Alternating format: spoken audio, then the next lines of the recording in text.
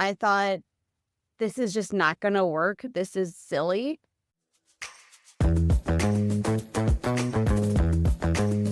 You're listening to Overwhelmed Working Woman, the podcast that helps you be more calm and more productive by doing less. I'm your host, Michelle Gauthier, a former overwhelmed working woman and current life coach. On this show, we unpack the stress and pressure that today's working woman experiences. And in each episode, you'll get a strategy to bring more calm, ease, and relaxation to your life.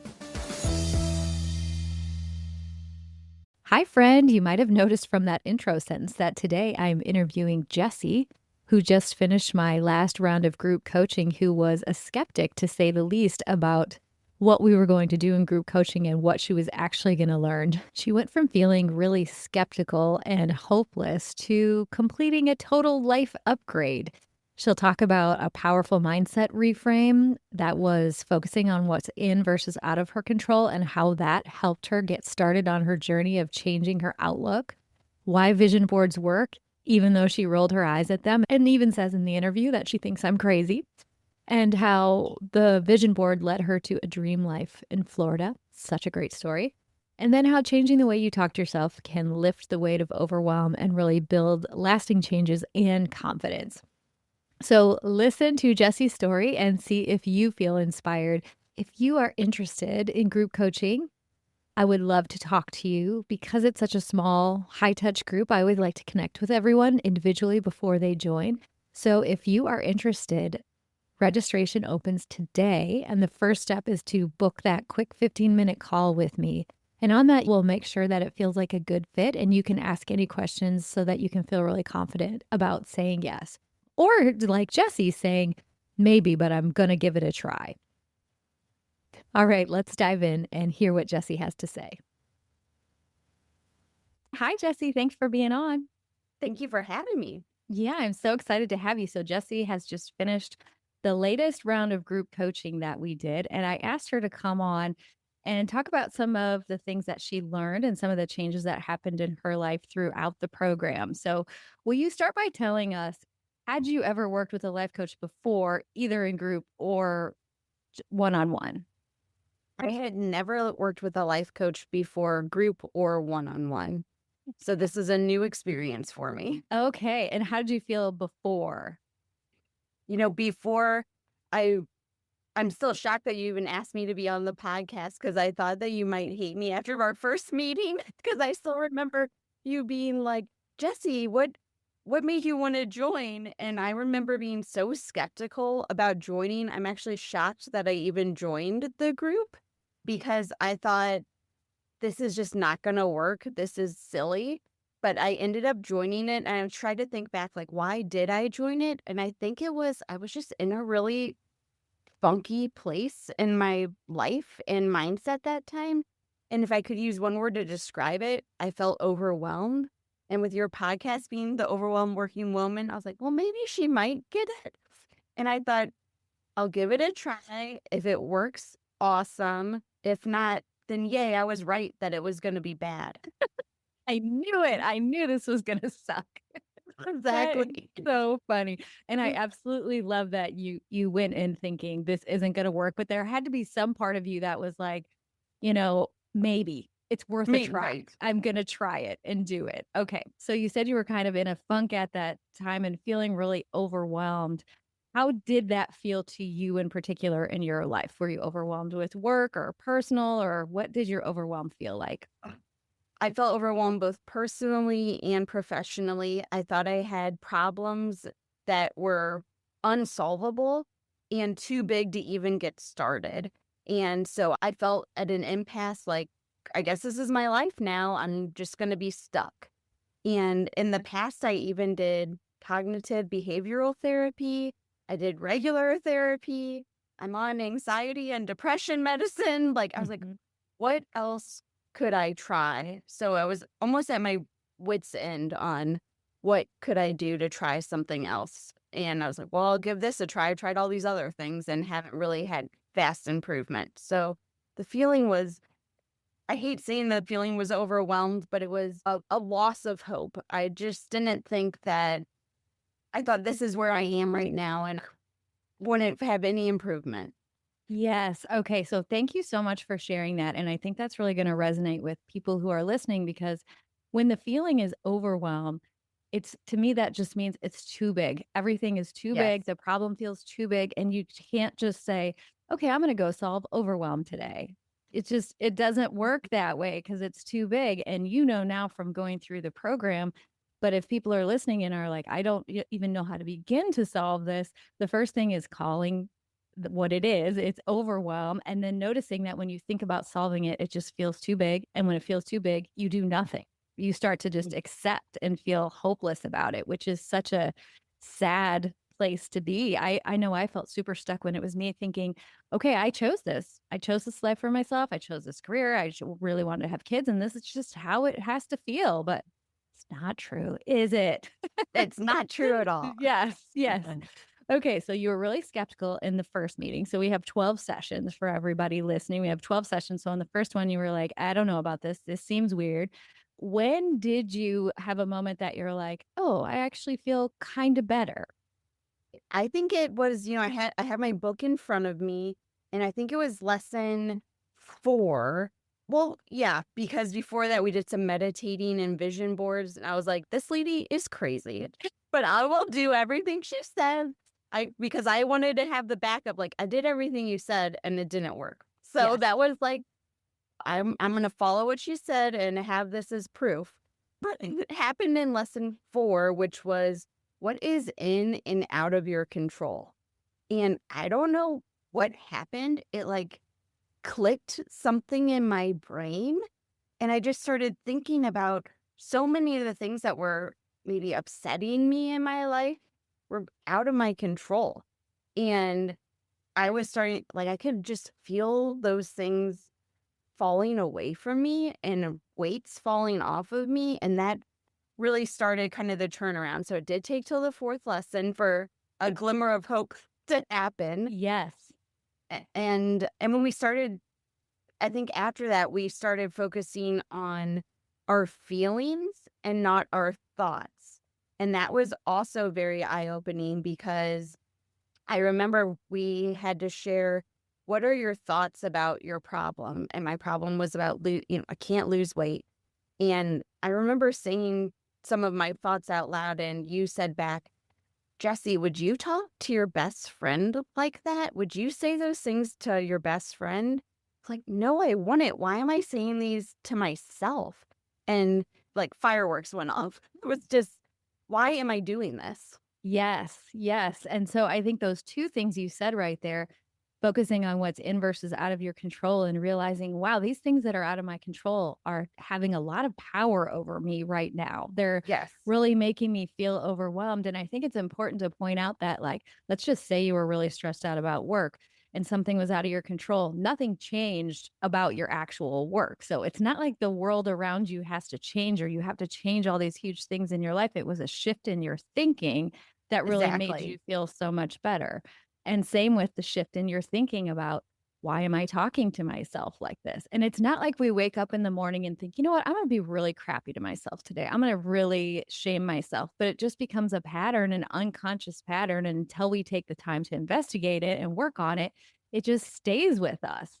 And it makes me so sad to think about how women talk to themselves. It, it made me sad to look back on it because I wrote down in there, like, would I say this to my best friend? And I remember, like, I physically wrote down, you're a lazy POS. It's like, Yeah. I was telling myself that all the time. No wonder I Yeah. wasn't feeling good. Yes, So, exactly. And like, is that the thing that's going to motivate you? No. But I do think sometimes that that's our intention. Like, I have to really be mean to myself in order to motivate myself, but it doesn't work. no, Yeah. definitely not. No, it definitely does not. Okay, let's pause on the vision board part where you were like, this lady is crazy. I'm just going to do this so that I can say I did everything at the end. I do have to say, just as a side note, I have an actual guarantee on the program. Like, if you go through the program and you do everything, every lesson, and you're like, I didn't get any change, I literally will give people their money back. I'm like, just come and try it and do the thing. And if it doesn't work, I'll give you your money back. I've never had to give anybody their money back, but I appreciate you telling us the truth about how you thought that was really weird and were skeptical of the whole thing. Can you tell us a little bit about what was on your vision board and kind of how you felt when you were making that? Because you'd never made one before, right? I've never made a vision board before, and I carry it around in my office bag with me or my work bag all the time now because I like looking at it, which I I love it. She can't just believe held I'm it up. You saying guys that. aren't on video, but I just got to see a peek of it again. I love Yeah. it. And the biggest problem, I decided not to focus on it because you had us rate our problems 1, 2, and 3. And I said, number 1 is basically impossible. And that was I wanted to move to Florida and keep my job and work remotely. That's not even going to happen. So I'm not even going to focus on it. And I decided to focus on being a healthier version of myself. And then lo and behold, on my vision board, I put all of the Florida things that I wanted to have happen and said, this is the area I want to live. This is my favorite restaurant there. This is what I want my backyard to look like. And on a trip to Florida, we found our dream house and we found out that we got it at the restaurant that I had on my vision board. Gosh, it's just beyond amazing. And It was crazy. the house that you had on there even looks similar to the house that you actually Yes. bought. That was so crazy. And this is all in a 12-week period. And then Yes. what happened with work? All of it fell into place. I came up with a plan. I presented it to my manager. It all got approved within, again, that 12-week time period. So I'm moving the end of June down to Florida, and I'll be coming back quarterly for work with the same job. And I literally thought that was an impossible task, a possible problem. It could not be solved. And so I said, I'm not even going to solve it. And you gave me the tools to really change my mindset during the course. Like, this is possible.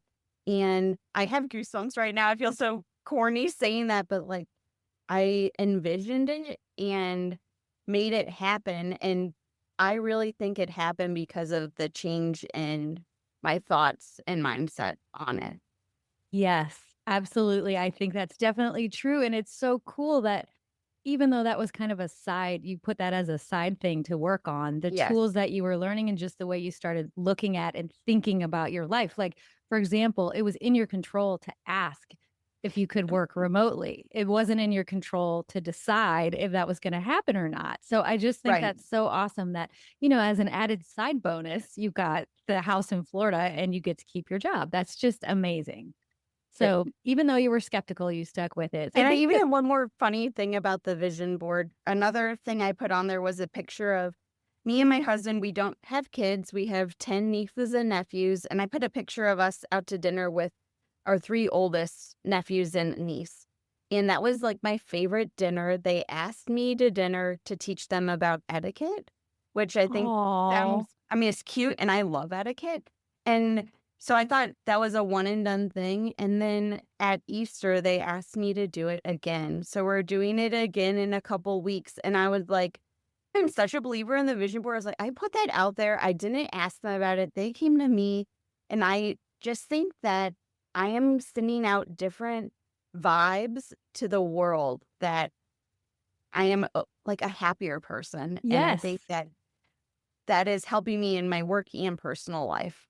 That is so wonderful. Like, yeah, you're sending out the vibes of I'm open, I'm available to do these things, I'm happy. And it is funny. Yes. I read this was in a Martha Beck book. She did this experiment where she got herself into a really bad mood and feeling and energy and went to a coffee shop and just observed how strangers interacted with her versus being like what you're talking about, where she felt happy and open and whatever. And without even talking to people, just the way people talked to her and treated her, it's like we're giving off a signal. And that signal is something. And if you're thinking, I don't know what my signal is right now, it's very powerful to intentionally create the type of signal that you want to have, to be in the type of energy you want to have. That's great. I love that. That's such a great story. So what would you say was the best thing that you learned? Besides manifesting my life on a vision board. Outside of that, yeah. Yeah. The best thing I learned and I really try to do is focusing on the wins, even when I have what I think might be considered a bad day. I usually can find a win in that bad day, and that really lifts my spirits. And I've tried to incorporate that just into my daily practice on focusing on the win. So that was the best thing. I also learned a few mantras that I try to say before responding to things. And like, would I volunteer my time and energy for this? If the answer is no, maybe I shouldn't do that. Also, you taught us you don't need to reply to an email or text message right away.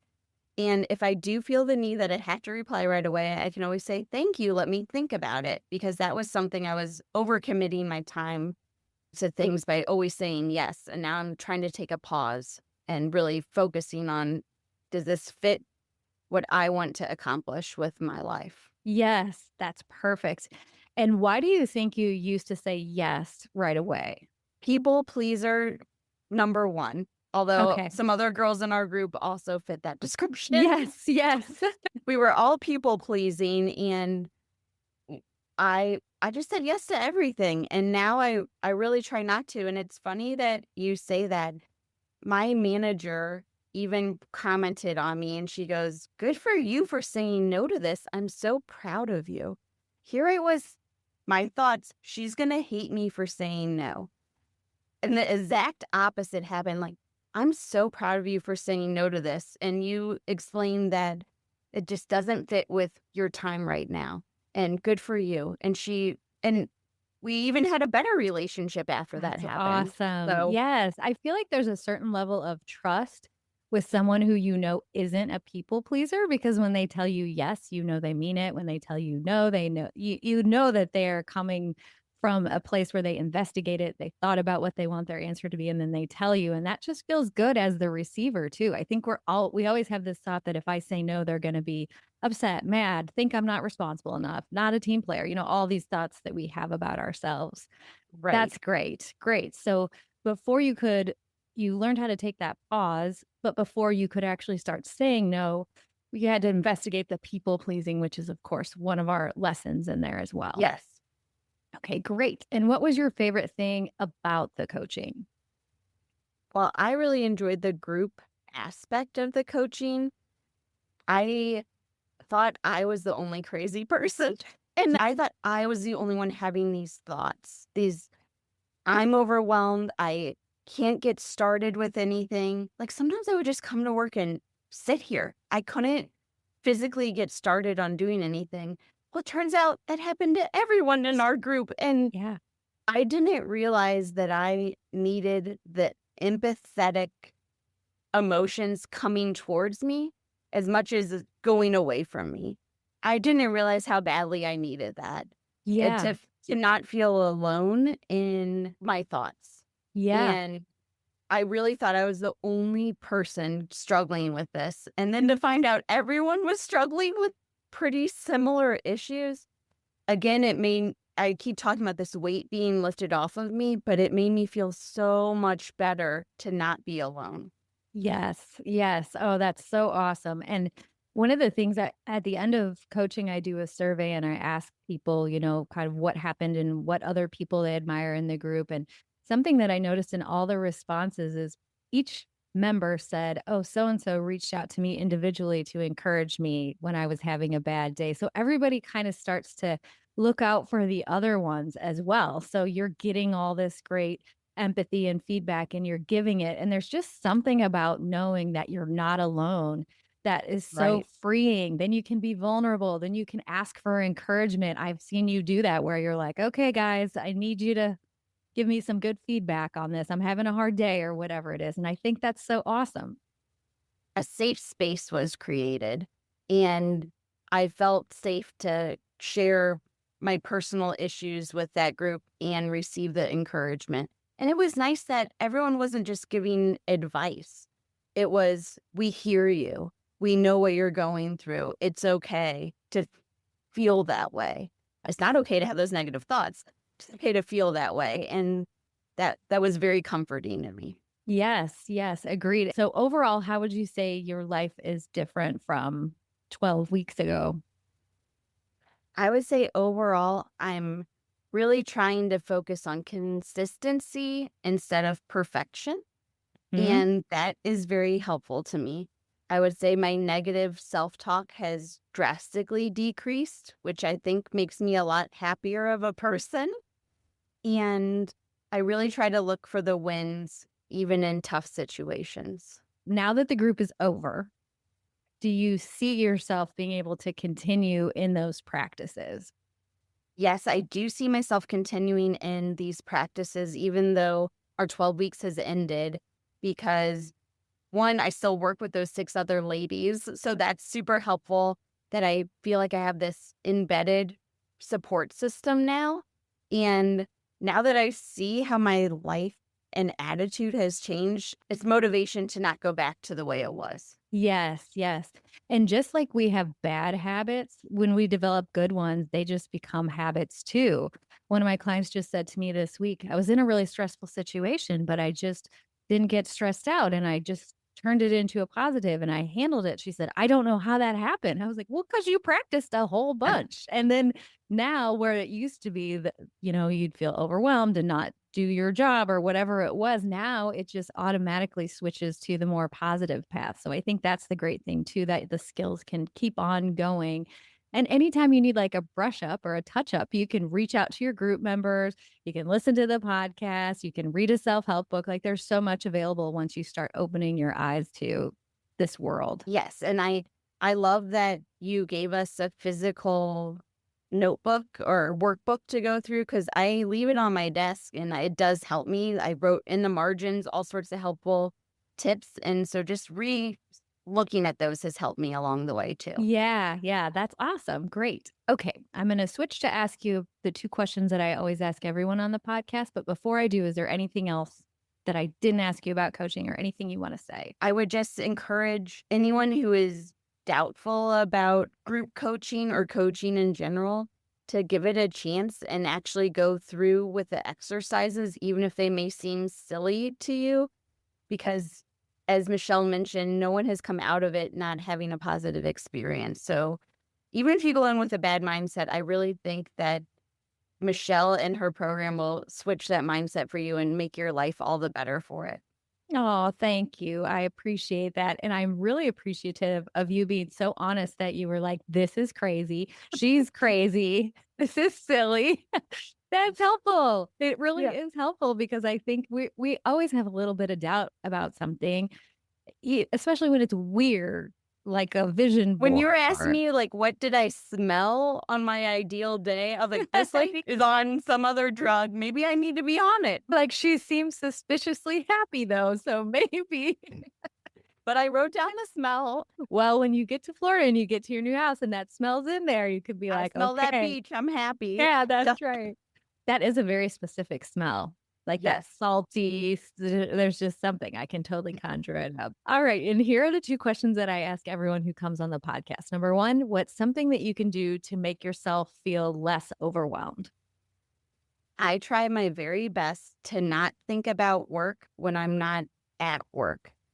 And if I do think about work, I email myself whatever that thought is and let it go Wow, and that's try not to great. think about it after. That Yep. is such a great idea. So, how do you catch yourself in the moment? Like, oh, wait, I'm thinking about work when I can't. No, Well, it when you're almost doing. happens to me every day in the shower in the morning. Okay. It's like my to-do list goes off. And right when I get out of the shower, I just email myself those things and it's gone. And so I really try to say, hey, Jessie, don't ruminate on what your to-do list is.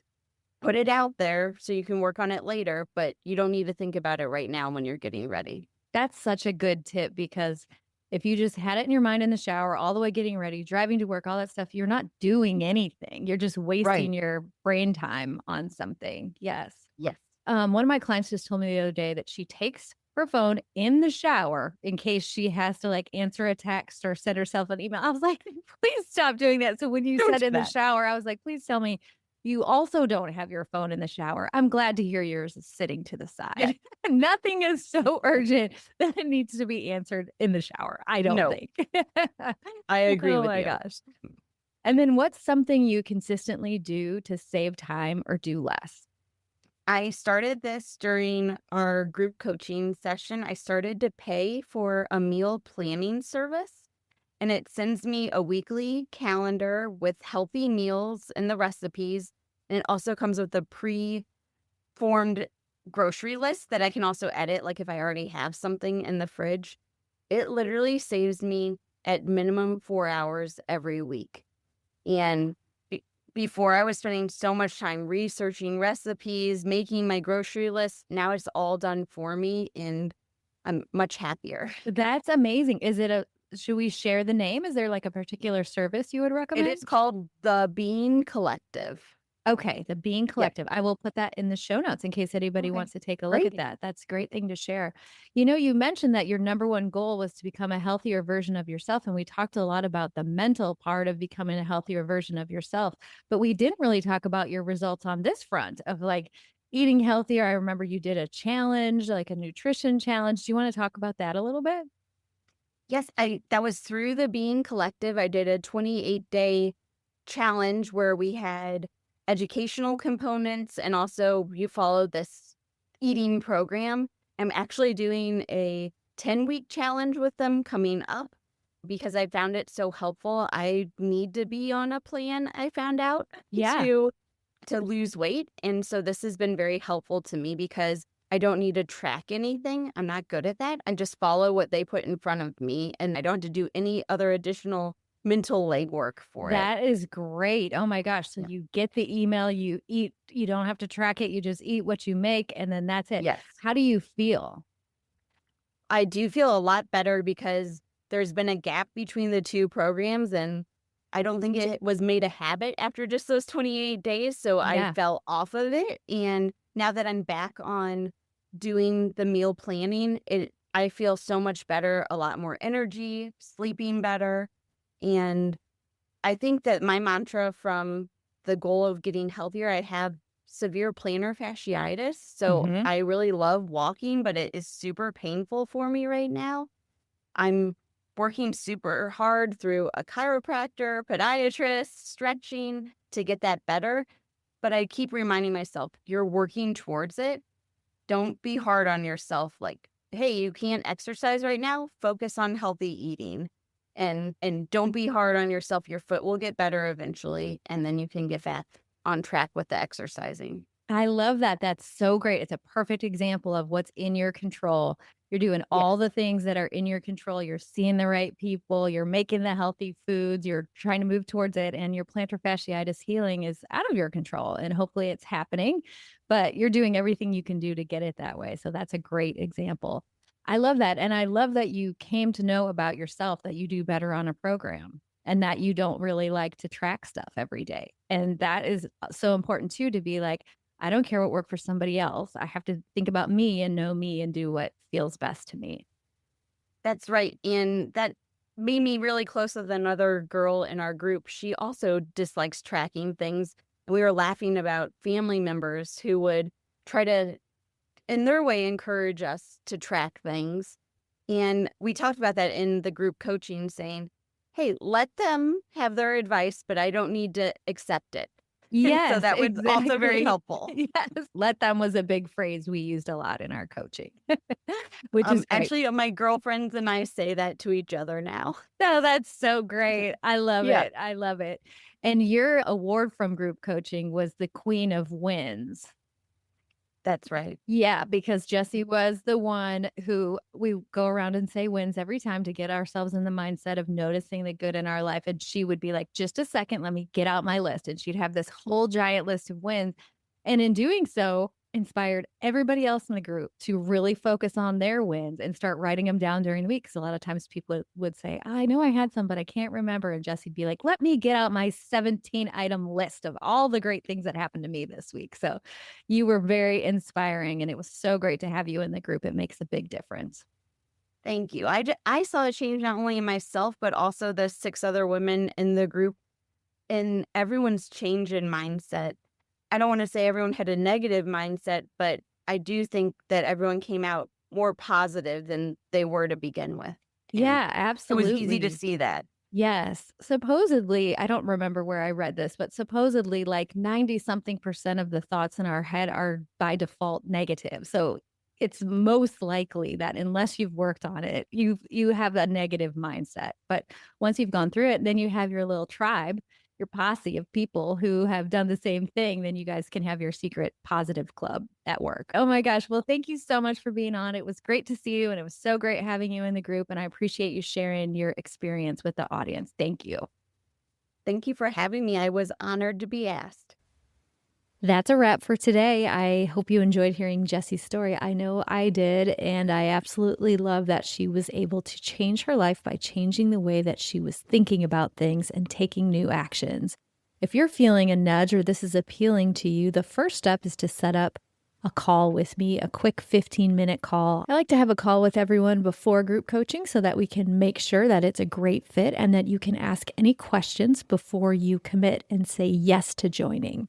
So if you'd like to do that, I would love to talk to you. I have lots of spots blocked off this week for that time as we have group coaching open for registration this week. There is a link in the show notes, and I would absolutely love to talk to you. Have a great week. Thank you for listening to the Overwhelmed Working Woman podcast. If you want to learn more about my work, head over to my website at michellegauthier.com. See you next week.